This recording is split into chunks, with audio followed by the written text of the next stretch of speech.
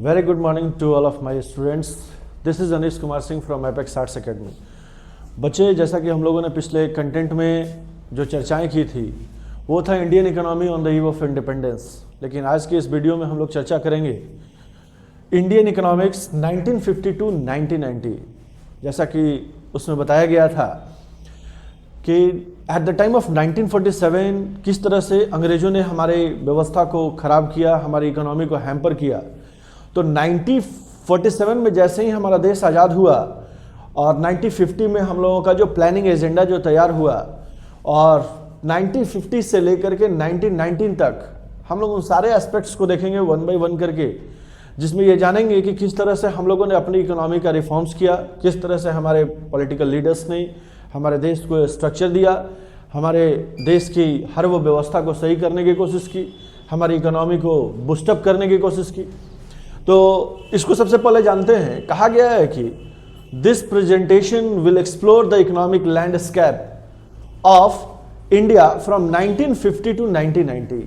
मतलब economic landscape Bharat का 1950 से लेकर के 90 तक में किस तरह से वो चेंजेस आए, क्या क्या स्टेप ऑन फॉलो अप किए गए, उन सारी चीज़ों को देखेंगे। इसके साथ साथ एग्जामिनिंग की policies and there impact on the Nations development, हम लोग उन की पॉलिसीज को देखेंगे कि 1947 से पहले अंग्रेजों के द्वारा जो लगाई गई पॉलिसीज थी जो मैक्सिमम मोरल फॉर्म में था, और 1947 में जैसे ही हमारा देश आज़ाद हुआ, 50 में जैसे ही हम लोगों ने पहुंचा, तो उस समय हम लोगों ने जो पॉलिसियां बनाई वो किस तरह की पॉलिसी रही और वो कितना हमारे भारत के लिए इकोनॉमिकली फ्रूटफुल रहा, एंड उसके इम्पैक्ट क्या पड़े हमारे नेशनल डेवलपमेंट्स में, उसको हम लोग यहाँ पे देखेंगे।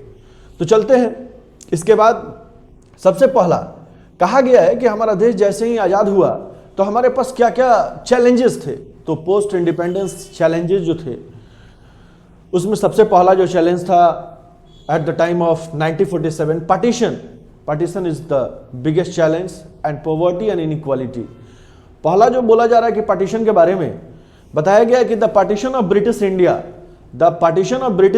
resulted in mass migration, violence and economic disruption, leaving a legacy of poverty and social unrest। Number 1।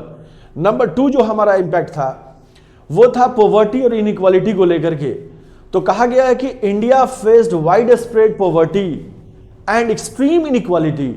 Bharat क्या फेस कर रहा था भाई? बड़े पैमाने पे गरीबी को फेस कर रहा था और बड़े पैमाने पे असमानताएं थी हमारे भारत में, with limited access to a basic necessities like health care and education. याद होगा अगर आपको, तो मैंने बताया था कि भारत की इकोनॉमी बिफोर 1947 जो अंग्रेजों ने बर्बाद की इकोनॉमी को हैम्पर करने में, उन लोगों ने जो पहला हमारा एग्रीकल्चर सेक्टर डिस्ट्रॉय किया, दूसरा इंडस्ट्रियल सेक्टर को हैम्पर किया, तीसरा हमारा हेल्थ सेक्टर था, एजुकेशन सेक्टर था, जिसमें आपको बहुत सारी चीज़ों को बताया गया था। तो वही सारी चीज़ें हम लोग क्या किए भाई, जो अंग्रेजों के द्वारा हैम्पर किया गया उसको हम लोगों ने सही करने की कोशिश की। तो हम लोग हेल्थ केयर और एजुकेशन पे मेनली फोकस किए अपने पॉलिसी के अकॉर्डिंग। तब अब इस व्यवस्था को सही करने के लिए हमें चाहिए क्या भाई? हमें एक ऐसा लीडर चाहिए था जो हमारी व्यवस्था को सही कर सके, अपने पॉलिसीज को इस तरह से एनहांस कर सके जो भारत के हर एक नागरिकों की स्थिति में सुधार आ जाए। तो हमें एक जो लीडर मिले, वो लीडर थे बाबू, बिल्कुल ध्यान से देखिएगा, वो लीडर थे जवाहरलाल नेहरू। वो लीडर कौन थे? जवाहरलाल नेहरू। नेहरू जी ने क्या किया भाई? तो नेहरू जी ने यह तय किया कि हम अपना जो प्लानिंग स्ट्रेटजी अपनाएंगे, उस प्लानिंग स्ट्रेटजी के हिसाब से हम अपने भारत के हर एक नागरिकों की स्थिति जो पास्ट में बुरी थी उसे सही करने की कोशिश करेंगे। हम अपने हर एक नागरिकों की स्थिति को सुधारने की कोशिश करेंगे। तो नेहरू जी ने 1950 में जो प्लान तैयार किया, उस प्लान के हिसाब से सबसे पहला नंबर 1 जो व्यवस्था था वो था बाबू सोशलिस्ट प्रिंसिपल्स। पहला क्या था बाबू? Socialist principles. बिल्कुल ध्यान से, सोशलिस्ट प्रिंसिपल्स के रिगार्डिंग हम लोग देखेंगे।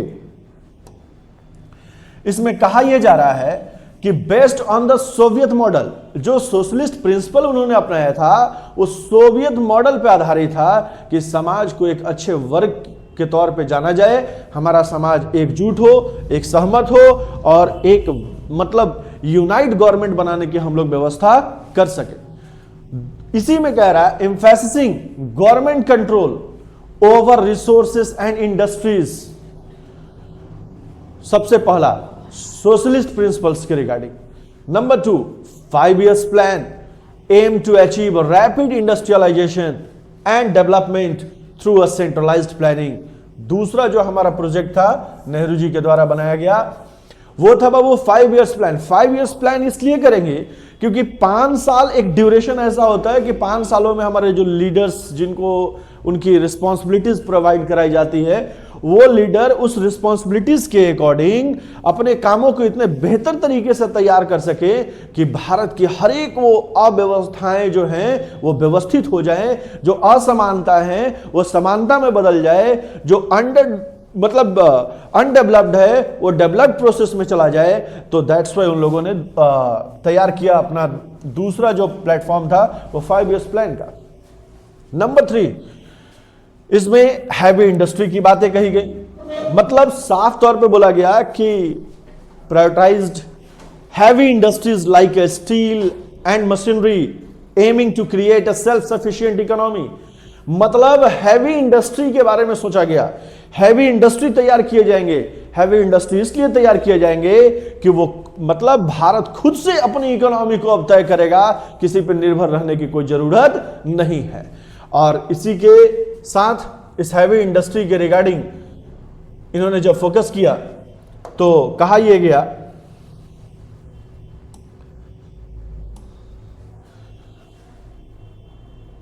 कि इसका जो 4th पॉइंट है, देखिएगा बिल्कुल बहुत इंपॉर्टेंट पॉइंट है जो नेहरू जी ने अपने प्लान्ड इकोनॉमी में तैयार किया था।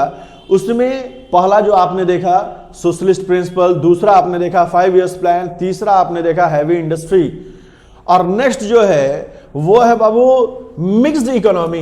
मिक्स्ड इकोनॉमी के रिगार्डिंग ऐसा बताया जा रहा है कि ये मिक्स्ड इकोनॉमी भी करना हमारे लिए काफी कंपलसरी था, काफी जरूरी था। हमारे नेता ऐसे सोच रहे थे, नेहरू जी की टीम जो थी, जो हमारी व्यवस्था को सही करने में लगी हुई थी, वो ऐसा सोच रही थी। क्या बोल रही भाई मिक्स्ड इकोनॉमी में कि allowed for some private sectors involvement, मतलब प्राइवेट सेक्टर्स के इन्वॉल्वमेंट को अलाउ किया जाएगा। इतना ही नहीं, मतलब प्राइवेट सेक्टर के इन्वॉल्वमेंट को अलाउ किया जाएगा but maintain strong government control. Private sector तो अलाउ होंगे ही होंगे, लेकिन इसके साथ साथ उस व्यवस्था में गवर्नमेंट की भी कंट्रोल होगी। जैसा कि मैंने पिछले वीडियो में आपको बताया था कि अंग्रेजों ने हमारी भारत की अर्थव्यवस्था को जैसे हैम्पर किया, रिस्ट्रिक्टिव पॉलिसीज लगाई, अननेसेसरी बैरियर्स लगाए, तो अननेसेसरी बैरियर्स की वजह से, हैवी टैक्सेस की वजह से हमारे जो इन्वेस्टर थे, जो प्राइवेट इन्वेस्टर थे, वो मेनली इन्वेस्टमेंट करना उन्होंने छोड़ ही दिया था। और लास्ट टाइम में आपको ये भी बताया गया था कि 1885 के अप्रॉक्स में कुछ इंडस्ट्रियां एस्टैब्लिश की गई ताकि फ्यूचर एस्पेक्ट को देखते हुए कि हमारे यहाँ more and more industries establishment होंगे। तो इसमें मिक्स्ड इकोनॉमी कहने का मतलब है कि प्राइवेट वालों के पास पैसे थे लेकिन अननेसेसरी बैरियर्स की वजह से, हैवी टैक्सेस की वजह से वो इन्वॉल्व नहीं हो रहे थे।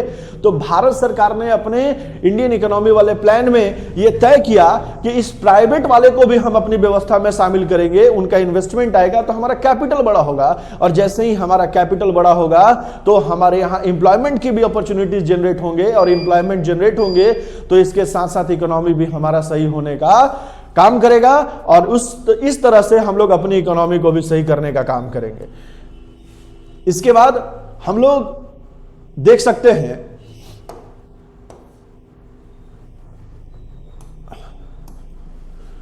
जो हमारा नेक्स्ट जो पॉइंट है, कहा गया है कि the rise of the public sector, the rise of the public sector किस तरह से 1950 के बाद से हमारे यहां नेहरू जी के कुछ प्लानिंग एजेंडा अपनाए गए, उसके बाद हमारे यहाँ जो पब्लिक सेक्टर्स डेवलप होने का काम किया, तो उसमें साफ तौर पे बोला जा रहा है कि पब्लिक सेक्टर अंडरटेकिंग्स यानी state owned enterprises played a significant role in the key sectors like steel, oil and banking.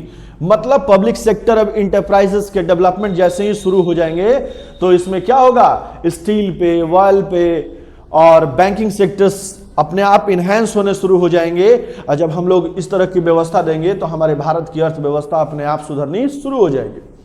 उसके बाद नेशनलाइजेशन की बातें कही गई, यानी the government nationalised banks, insurance companies and other industries to promote a social equality and control.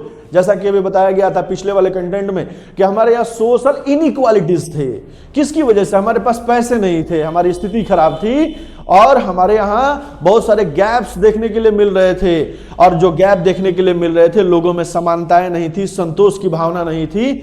और that's why हमारे यहाँ इस तरह के स्टेप ऑन लिए गए ताकि हम नेशनलाइज करेंगे जब बैंकों को, नेशनलाइज करेंगे इंश्योरेंस कंपनियों को और अदर इंडस्ट्रीज को, तो इससे क्या होगा कि लोगों को अपॉर्चुनिटीज मिलेंगे।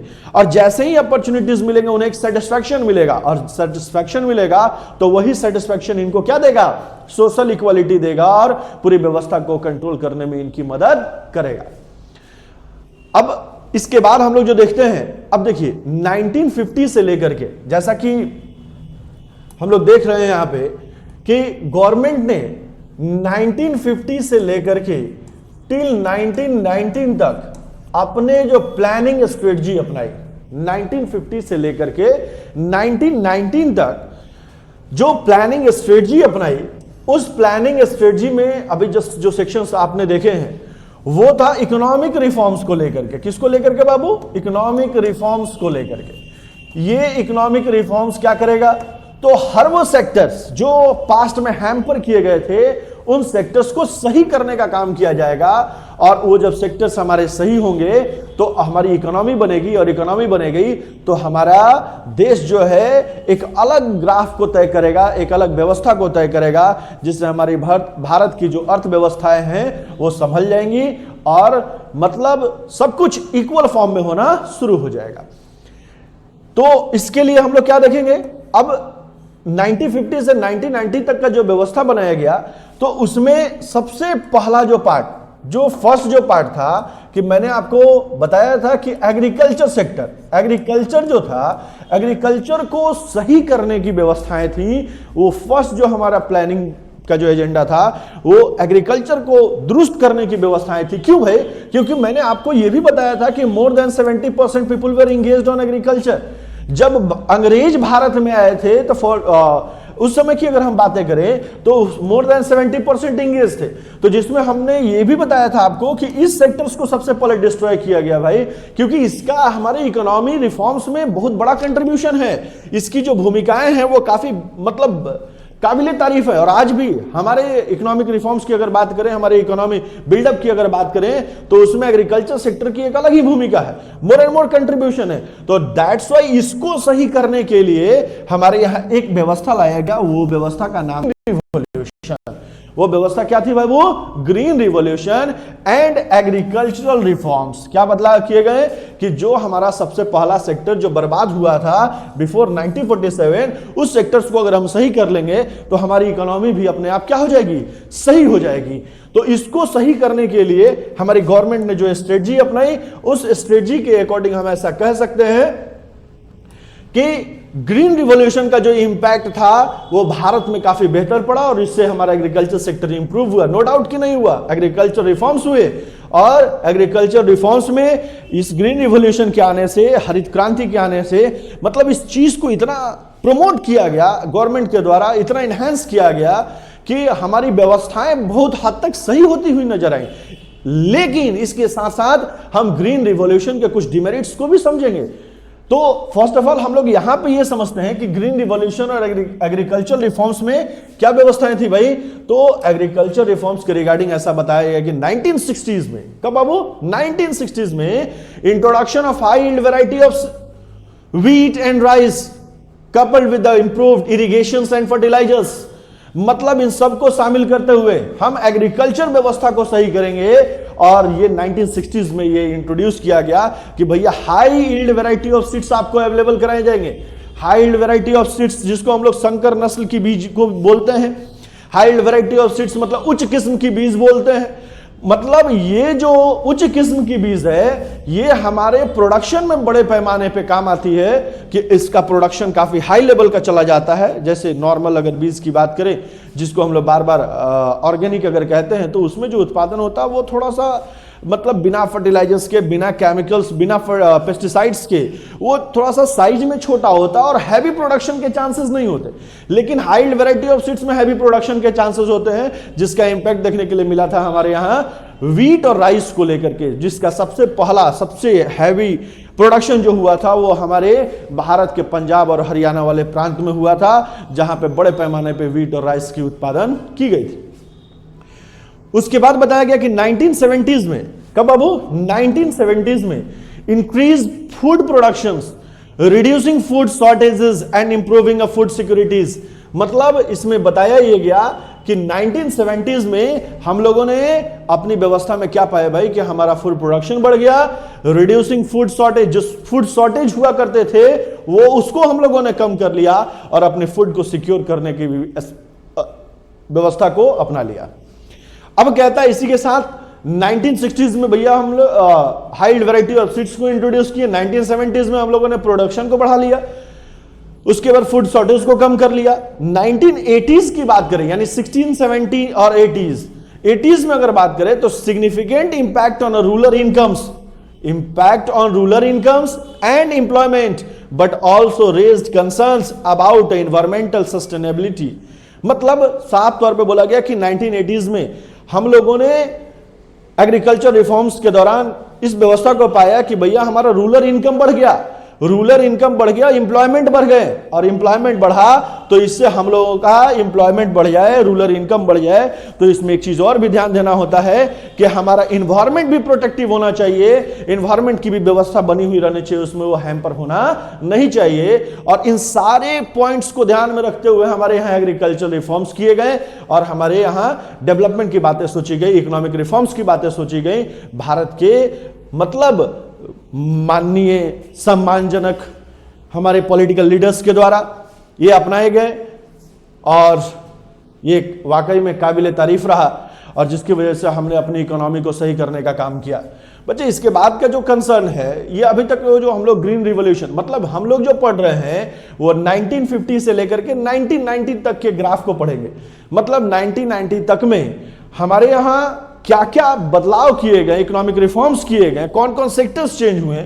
इसमें सबसे पहला जो सेक्टर था वो हम लोगों ने देखा बाबू, हम लोगों ने देखा एग्रीकल्चर सेक्टर। हम लोगों ने किसको फोकस किया, सबसे जो पहला फोकस किया वो है बाबू एग्रीकल्चर।